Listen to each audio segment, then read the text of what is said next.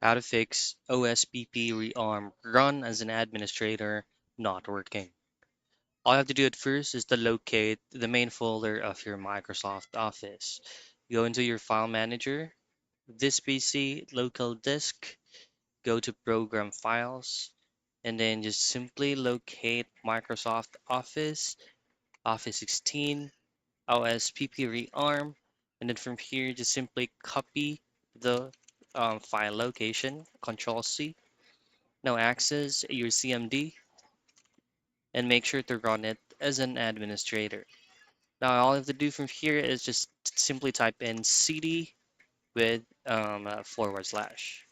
Hit on enter and then type in space DC space and then simply paste the specific file location that you copied earlier, and then it will load around a minute or two.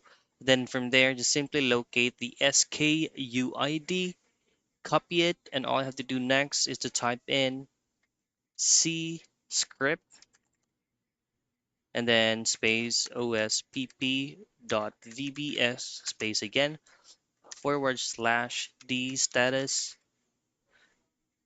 and then hit on enter.